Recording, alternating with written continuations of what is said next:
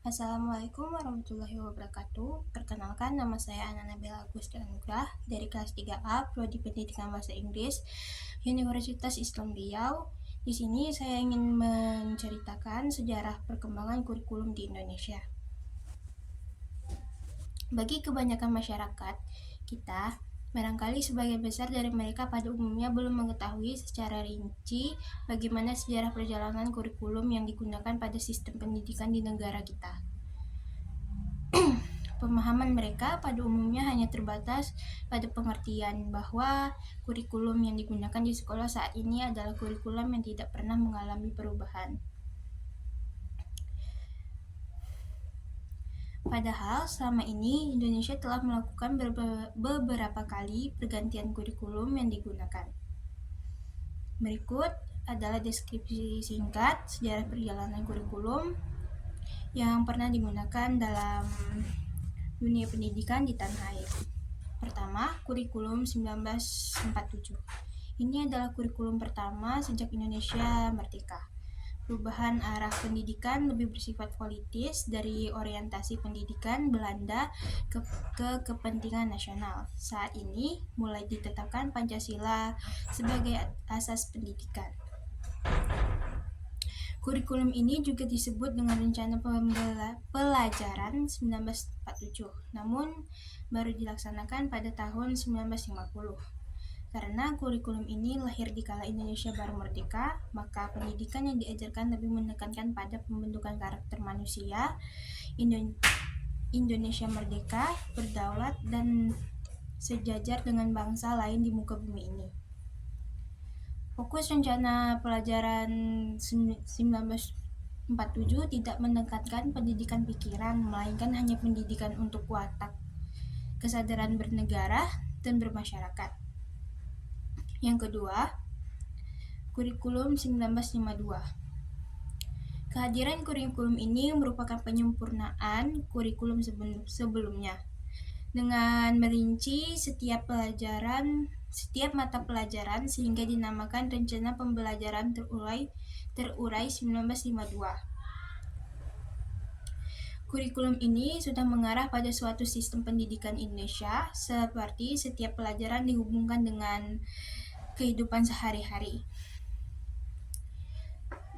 Silabus mata pelajaran menunjukkan secara jelas bahwa seorang guru hanya mengajar satu mata pelajaran. Yang ketiga, kurikulum 1964. Pemerintah kembali menyempurnakan sistem kurikulum pada 1964 yang dinamakan Rencana Pendidikan 1964. Kurikulum ini bercirikan bahwa pemerintah mempunyai keinginan agar rakyat mendapat pengetahuan akademik untuk pembekalan pada jenjang SD sehingga pembelajaran dipusatkan pada program Pancawardhana, yaitu pengembangan moral, kecerdasan emosional atau artistik, keprigelan atau keterampilan dan jasmani. Yang keempat adalah kurikulum 1968. Kurikulum ini pertama pada era Orde Baru. Bersifat politis dan dimaksudkan untuk menggantikan Rencana Pendidikan 1964 yang dicitrakan sebagai produk Orde Lama. Kurikulum ini bertujuan membentuk manusia Pancasila sejati, kuat dan sehat jasmani, mempertinggi kecerdasan dan keterampilan jasmani, moral, budi pekerti, dan keyakinan beragama. Kurikulum 1968 merupakan perwujudan dari perubahan orientasi pada pelaksanaan UUD 1945 secara murni. Cirinya, muatan materi pelajaran bersifat teoritis, tidak mengaitkan dengan permasalahan faktual di lapangan. Titik beratnya pada materi apa saja yang tepat diberikan kepada siswa di setiap jenjang pendidikan. Isi pendidikan diarahkan pada kegiatan mempertinggi kecerdasan dan keterampilan, serta mengembangkan fisik sehat dan kuat. Yang kelima, kurikulum 1975. Pemerintah kemudian menyempurnakan kurikulum 1968 pada tahun 1975. Kurikulum ini menekankan pendidikan lebih efektif dan efisien. Menurut Mujito, Direktur Pembinaan TK dan SD Departemen Pendidikan kala itu, kurikulum ini lahir karena pengaruh konsep di bidang manajemen MBO atau manajemen by objektif, metode, materi, dan tujuan pengajaran dirinci dalam prosedur pengembangan sistem instruksional atau PPSI. Dikenal dengan istilah satuan pelajaran, yaitu rencana pelajaran setiap satuan bahasan. Yang keenam, kurikulum 1984. Kurikulum 1984 mengusung pendekatan proses keahlian, meski mengutamakan pendekatan proses, tapi faktor tujuan tetap penting. Kurikulum ini sering disebut dengan kurikulum 1975 disempurnakan. Posisi siswa ditempatkan sebagai subjek belajar, yaitu yang dari mengamati sesuatu, mengelompokkan, mendiskusikan, hingga melaporkan. Model ini disebut cara belajar siswa aktif atau CBSA. Yang ketujuh, kurikulum 1994.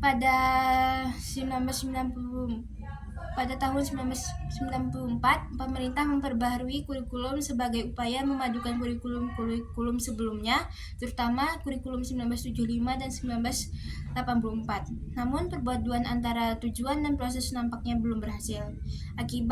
Akibatnya, banyak kritik berdatangan, disebabkan oleh beban belajar siswa dinilai terlalu berat, dari muatan nasional sampai muatan lokal, seperti bahasa daerah, kesenian, keterampilan daerah, dan lain-lain. Yang kedelapan, kurikulum 2004. Pada tahun 2004 diluncurkan kurikulum berbasis kompetensi atau KBK sebagai pengganti kurikulum 1994. Suatu program pendidikan berbasis kompetensi yang harus mengandung 3 unsur pokok, yaitu pemilihan kompetensi sesuai spesifikasi, indikator-indikator evaluasi untuk menentukan keberhasilan, pencapaian kompetensi, dan pengembangan pembelajaran. KBK mempunyai ciri-ciri yang menekankan pada ketercapaian kompetensi siswa baik secara individual dan klasikal, berorientasi pada hasil belajar dan keberagaman. Kegiatan belajar menggunakan pendekatan dan metode bervariasi. Sumber belajar bukan hanya guru, tetapi juga sumber belajar lainnya yang memenuhi unsur edukatif. Yang kesembilan adalah kurikulum 2006. Kurikulum ini hampir mirip dengan kurikulum 2004. Perbedaan menonjol terletak pada kewenangan dalam penyusunan, yaitu mengacu pada jiwa dari desentralisasi sistem pendidikan Indonesia. Pada kurikulum 2006, pemerintah pusat menetapkan standar kompetensi dan kompetensi dasar. Guru dituntut mampu mengembangkan sendiri silabus dan penilaian sesuai kondisi sekolah dan daerahnya. Hasil pengembangan dari semua mata pelajaran dihimpun menjadi sebuah perangkat. Kurikulum ini juga dinamakan kurikulum tingkat satuan pendidikan atau KTSP. Yang terakhir adalah kurikulum 2013. Kurikulum ini adalah pengganti kurikulum KTSP. Kurikulum 2013 memiliki 3 aspek penilaian, yaitu aspek pengetahuan, aspek keterampilan, dan aspek sikap dan perilaku.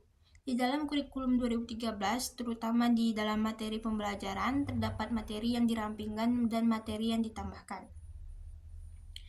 Materi yang dirampingkan terlihat ada di materi bahasa Indonesia, IPS, PPKN, dan sebagainya. Sedangkan materi yang ditambahkan adalah materi matematika. Kurikulum 2013 hingga saat ini masih berlaku dan diterapkan di sekolah-sekolah Indonesia. Sekian yang bisa saya sampaikan. Jika ada kelebihan dan kekurangan, saya mohon maaf. Wassalamualaikum warahmatullahi wabarakatuh.